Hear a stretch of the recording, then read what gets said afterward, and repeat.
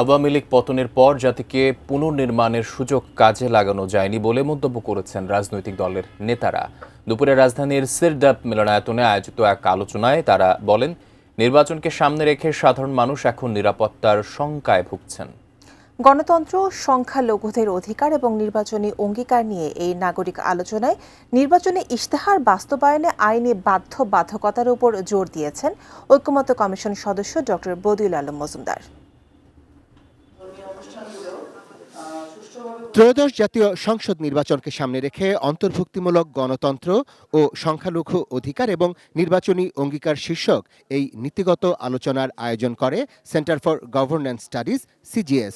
এতে বিভিন্ন রাজনৈতিক দল, তাদের অঙ্গ ও সহযোগী সংগঠন এবং অধিকার কর্মীরা অংশ নেন। এই মাসে প্রায় 7 জন ধর্মীয় সংখ্যালঘু সম্প্রদায়ের লোকজনকে হত্যা করা হয়েছে, আগুন দিয়ে পোড়ানো হয়েছে।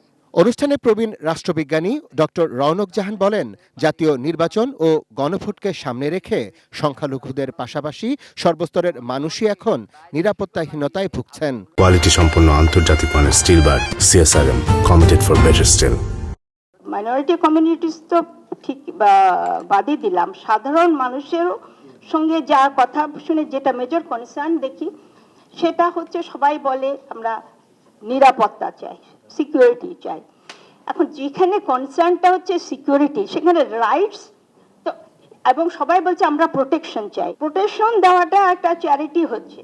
এটার সঙ্গে যে আসলে আমি নাগরিক এবং আমি ভাবছি আমার এই অধিকার আছে এবং আমি এটা রিয়েলাইজ করতে পারবো, এই অবস্থায় তো আমরা নাই।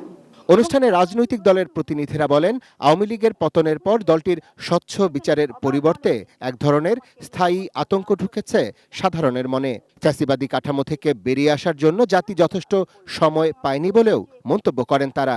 পলিটিক্যাল টেনশন যখন আসে, স্বাভাবিকভাবেই প্রথমেই সেখানে ভিক্টিমাইজেশন হয় সংখ্যালঘুরা।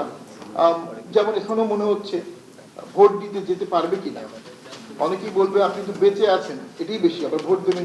ওবায়দুল কাদের সাহেব বলেছিলেন যে আমরা না থাকলে একদিনই 4-5 লাখ লোক মারা যাবে, 4-5 জনও মারা যায় নাই। এটা নিঃসন্দেহে বাংলাদেশের রাজনীতির একটা অসাধারণ বিউটি, সৌন্দর্যতা, যে না আমরা আইন হাতে তুলে নেই, আমরা আইন হাতে তুলে নেব না। এরপরও এগুলো যেগুলো হচ্ছে এগুলো রাজনৈতিক কারণে হচ্ছে, নট ধর্মীয় কারণে, সংখ্যালঘুতার কারণে নয়, বা বিশেষ কোনো দৃষ্টিভঙ্গিতে এটা হচ্ছে না।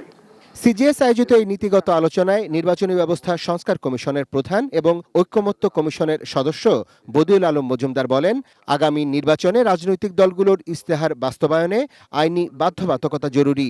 গণতন্ত্রকে প্রাতিষ্ঠানিক রূপ দিতে সংস্কার বাস্তবায়নে জোর দেন তিনি। আমাদের গণতান্ত্রিক ব্যবস্থার কতগুলো ঘাটতি আছে, ডেমোক্রেটিক ডেফিসিট, এবং শাসন প্রক্রিয়া অনেকগুলো দুর্বলতা আছে। এগুলো যদি দূরীভূত না করি, আমাদের সংবিধানে অনেকগুলো সীমাবদ্ধতা আছে, আমাদের আইনি কাঠামোতে অনেকগুলো দুর্বলতা আছে। এগুলো যদি দূরীভূত না করি, তাহলে আমাদের সুষ্ঠু নিরপেক্ষ নির্বাচন হলেও গণতান্ত্রিক উত্তরণ ঘটবে না। Arafat Siddiqui, ATN news, Dhaka.